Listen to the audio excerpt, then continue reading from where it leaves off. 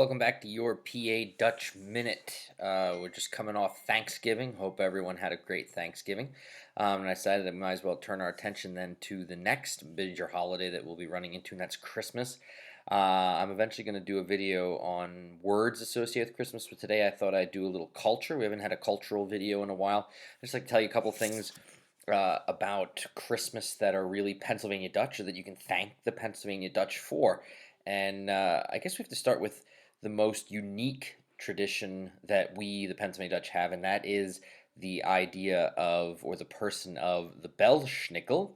The Belsnickel in traditional Pennsylvania Dutch culture is our, or one of our, gift givers.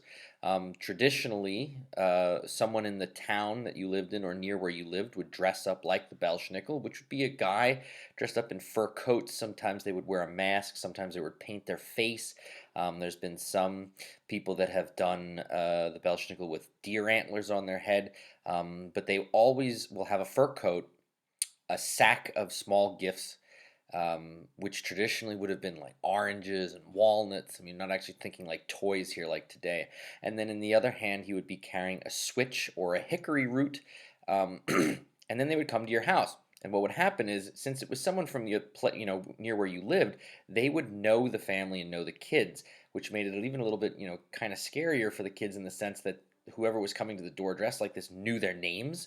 And traditionally, what you would do is when the Belschnickel would come to your house, he would ask the kids to come into the kitchen or into the parlor or wherever he was, and then the children would either recite a poem or a Bible verse, and then he would throw the candy or oranges or walnuts or on the floor, and as the kids were going around gathering them up, he would hit each one of them with the switch up the backside.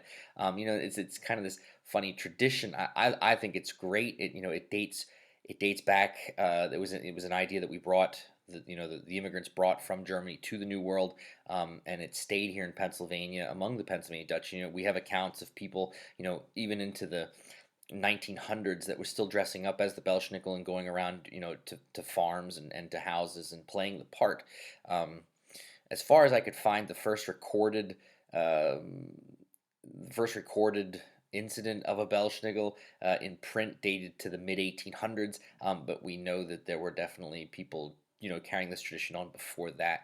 Ideally back in Germany, and in the Rhineland, you had these various guys that traveled with Saint Nicholas, and sometimes you could say like they were the evil side, taking care of the bad kids. But the Pennsylvania Dutch Belschnickel isn't necessarily a guy that was meant to scare children in the sense that he was supposed to be mean all the time and really take care of the bad kids, because he also handed out goodies, and the kids always got something. So that's a tradition that is uniquely Pennsylvania Dutch. The next thing that almost all of us that celebrate Christmas have in our house would most likely be a Christmas tree, and most of us, I'm sure, are aware that this is a German tradition, but it was one that the Pennsylvania Dutch immigrants in the 1600s, 1700s, and 1800s brought with them from Germany, from the old country, and brought them to the New World.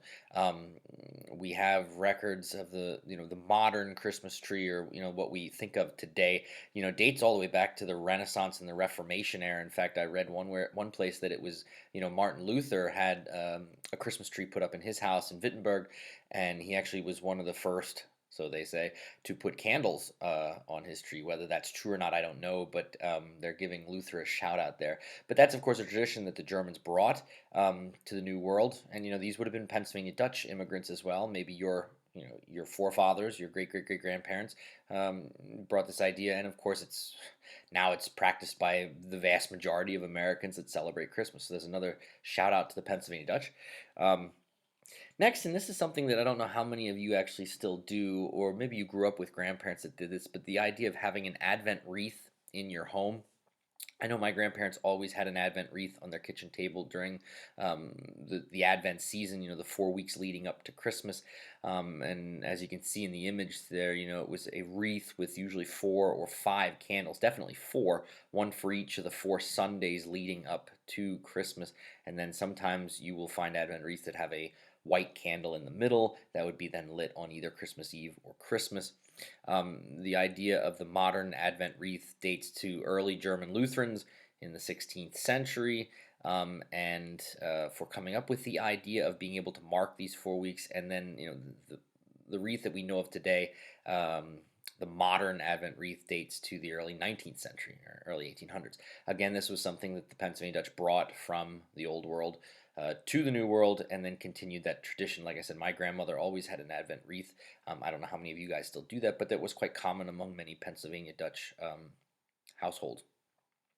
And then finally, we have to talk about, or I want to talk about Thomas Nast. And maybe some of you who know your American history recognize that name. He's considered one of the most important American cartoonists who lived in the 1800s. He was born in 1840 in Germany, in the Palatinate, the area where most Pennsylvania Dutch can link their forefathers to, immigrating from. He lived till 1902, and he was an immigrant from the Palatinate here to the United States.